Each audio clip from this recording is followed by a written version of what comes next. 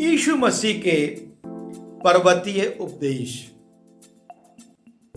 और ये इस श्रृंखला का 21वां संदेश है, जो कि हम मत्ती रचित सुसमाचार उसके 5वें अध्याय के 31वें और 32वें पद में पाते हैं। यहाँ पर लिखा हुआ है, ये भी कहा गया था कि जो कोई अपनी पत्नी को त्याग दे तो उसे त्याग पत्र दे, परंतु मैं तुमसे ये कहता हूं कि जो कोई अपनी पत्नी को व्यभिचार के सिवा किसी और कारण से छोड़ दे तो वह उससे व्यभिचार करता है, और जो कोई उस त्यागी हुई से ब्याह करे वो व्यभिचार करता है। और यहाँ पर यीशु मसीह अपने पर्वतीय उपदेश में, इसके पहले हम देख रहे थे कि वो कुछ व्यक्तिगत चरित्र की बातों को कर रहे थे। उन्होंने हत्या के विषय में कहा था, उन्होंने व्यभिचार के विषय में कहा था, और उन्होंने अपने सगे संबंधियों से, प्रियों से मेल मिलाप के विषय में कहा था। और ये मनुष्य के व्यक्तिगत जीवन के सद्गुण हैं जो परमेश्वर और प्रभु यीशु मसीह चाहते हैं कि हमारे अंदर विकसित हो, हम ऐसी गलतियों से बचें। और जब हम मत्ती रचित सुसमाचार उसके 5वें अध्याय के 31 और 32वें पद को देखते हैं, वहाँ पर यीशु मसीह हमारे पारिवारिक जीवन की चर्चा कर रहे हैं, क्योंकि व्यक्तिगत जीवन से ऊपर उठकर हम पारिवारिक जीवन में आते हैं। और जब पारिवारिक जीवन की स्थापना करते हैं तो उसमें दो जन होते हैं, एक पति होता है और एक पत्नी, और ये दोनों मिलकर एक परिवार का निर्माण करते हैं।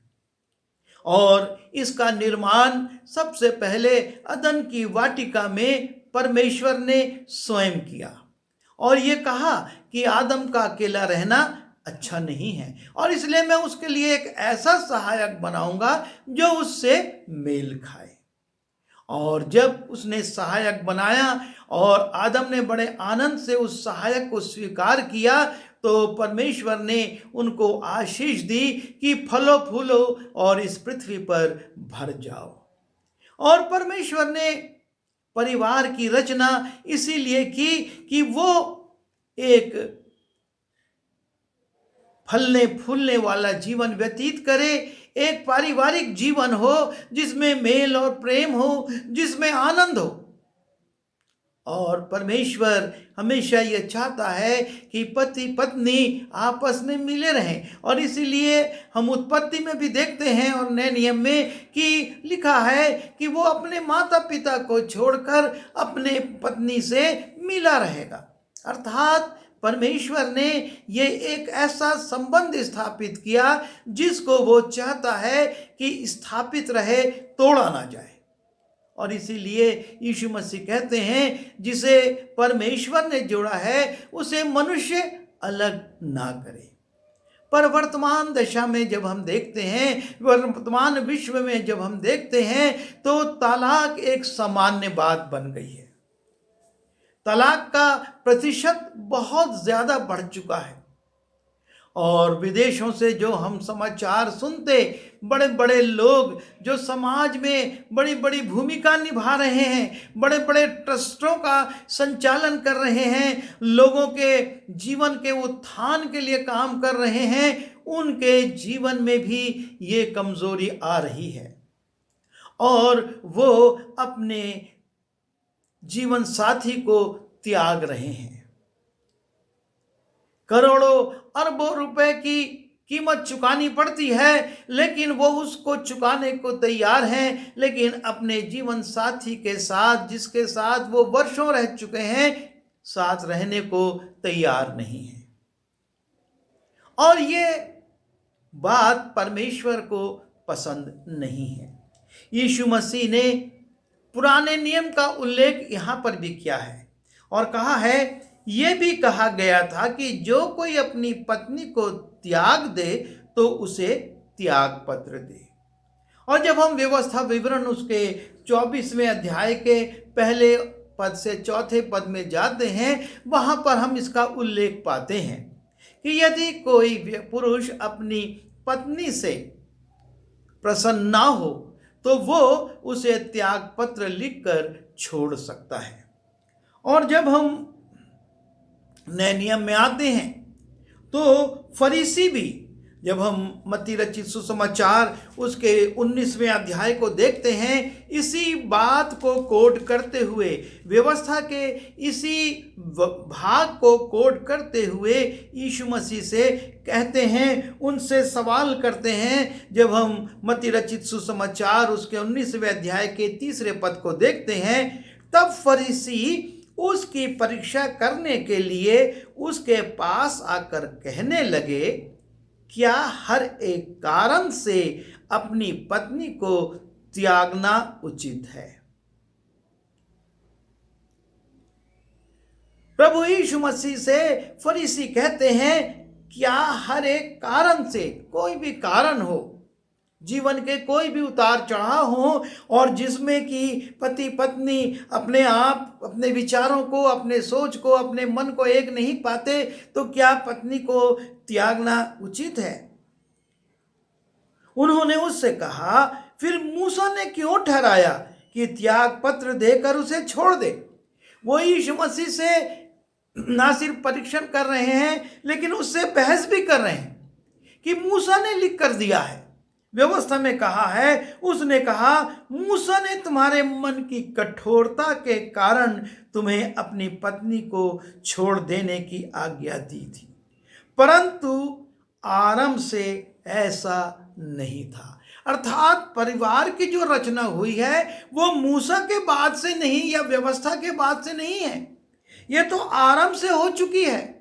और आरंभ से परमेश्वर ने ये नहीं कहा, जब मूसा ने व्यवस्था देते समय तुम्हारी मन की कठोरता को देखा कि किस प्रकार से तुम अपनी पत्नियों पर अन्याय कर रहे हो और किस प्रकार से उन पर झूठे आरोप लगा रहे हो, तो उस स्त्री के जीवन को दुखमय करने से अच्छा यह है कि उसको त्यागा जाए। और इसलिए उन्होंने उससे कहा, मूसा ने क्यों ठहराया कि त्याग पत्र देकर उसे छोड़ दें? यीशु ने उससे कहा, तुम्हारे मन की कठोरता के कारण, तुम्हारे जीवन में जो कठोरता आ गई है, अपने जीवन साथी के प्रति प्रेम का अभाव आ गया है और तुम्हारी सहिष्णुता समाप्त हो गई है, इसलिए मूसा ने ये बात परमेश्वर की प्रेरणा से लिखवाई है। उसने इस बात को लिखा है कि तुम त्याग पत्र देकर उसे छोड़ सकते हो। लेकिन यीशु मसीह कहते हैं मत्ती 5:32 में, परंतु मैं तुमसे ये कहता हूं, जो कोई अपनी पत्नी को व्यभिचार के सिवा और किसी कारण से छोड़ दे तो वह उससे व्यभिचार करवाता है। अर्थात व्यभिचार करवाने का पाप यदि तुम इस रूप में कर रहे हो कि तुम अपनी पत्नी को किसी भी कारण से छोड़ रहे हो तो अनुचित है, क्योंकि इसका दंड भारी है। और प्रभु यीशु मसीह कहते हैं कि तुम उसको छोड़ने के द्वारा उस स्त्री से व्यभिचार करवाते हो, और ये अच्छा नहीं है। परमेश्वर ने जिसको जोड़ा है, परमेश्वर ने जिसको बनाया है, एक साथ रखा है, उसको छोड़ना उचित नहीं है। जब हम मत्ती रचित सुसमाचार उसके 19वें अध्याय के 4 पद में लिखा है, उसने उत्तर दिया, क्या तुमने नहीं पढ़ा कि जिसने उन्हें बनाया, अर्थात परमेश्वर ने उन्हें बनाया, उसने आरंभ से नर और नारी बनाकर कहा, इस कारण मनुष्य अपने माता पिता से अलग होकर अपनी पत्नी के साथ रहेगा और वो दोनों एक तन होंगे। परमेश्वर नहीं चाहता है कि इस प्रकार से अनुचित काम किया जाए। और इसीलिए यीशु मसीह आगे फिर से इस बात को दोहराते, ना सिर्फ पर्वतीय उपदेश में लेकिन उन फरीसियों के सामने भी, मैं तुमसे कहता हूं, जो कोई व्यभिचार को छोड़ और किसी कारण से अपनी पत्नी को त्याग कर दूसरे से ब्याह करे वो व्यभिचार करता है, और जो उस छोड़ी हुई से ब्याह करे वो भी व्यभिचार करता है। और इस रीति से यीशु मसीह उनको सावधान करते हैं कि तुम अपने जीवनों में इस पाप से बचो। जब हम मत्ती के बाद मरकुस में जाते और उसके 10वें अध्याय के 2 पद से 12वें पद को देखते हैं तो वहां पर भी यीशु मसीह इसी बात को समझाते हैं। यीशु मसीह उनसे कहते हैं कि सृष्टि के आरंभ से परमेश्वर ने ये किया है। ये मूसा के समय से नहीं हुआ, सृष्टि के आरंभ से हुआ है, और इसलिए तुम इस पाप से, इस गलती से बचो। अर्थात परमेश्वर स्त्री त्याग से घृणा करता है।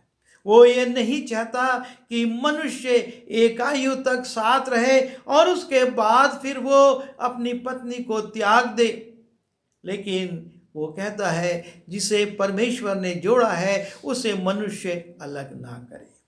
और बार बार, चाहे मत्ती हो, चाहे मरकुस हो, और चाहे लूका हो, और चाहे पुराने नियम में मूसा हो, और चाहे उत्पत्ति में परमेश्वर हो, हर जगह पर स्त्री त्याग का निषेध किया गया है। स्त्री त्याग को मना किया गया है, क्योंकि इस रचना का संस्थापक परमेश्वर स्वयं है। उसने परिवार बनाया है और वो ये नहीं चाहता कि मनुष्य अपनी अभिलाषाओं में पड़कर, अपनी इच्छाओं में और अपनी कामनाओं में पड़कर ऐसा कुछ करे जो कि परमेश्वर की इच्छा के विरुद्ध है। और इसलिए वर्तमान में जबकि तलाक को बड़ा आसान बना दिया गया है और इतने समय तक साथ ना रहने के कारण तलाक हो सकता है, ये नियम बना दिए गए हैं, हमको परमेश्वर की व्यवस्था को, परमेश्वर के नियम को देखना होगा। परमेश्वर क्या कहता है? ये तो हमारी मन की कठोरता के कारण, आधुनिकता के कारण, आधुनिक जीवनों में परिवर्तन के कारण सरकारों के द्वारा नियम बनाए गए हैं, लेकिन जो नियम परमेश्वर की व्यवस्था के विरुद्ध हैं उसका पालन करने के लिए हम बाध्य नहीं हैं।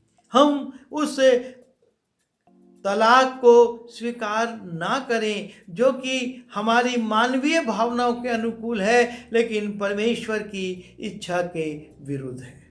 और यदि हम ऐसा करते हैं, हम अपने आप को संसारिक न्याय के अनुसार तो जस्टिफाई कर पाएंगे, हम अपने आप को सही सिद्ध कर लेंगे, लेकिन परमेश्वर के सामने हम उसे कैसे सही सिद्ध करेंगे? क्योंकि उसके सामने हमारी ये नज़ीरें जो संसार की हैं, ये संसार के जो नियम और कानून हैं वो नहीं ठहरते। वो अपने नियम के अनुसार, अपने व्यवस्था के अनुसार न्याय करता है।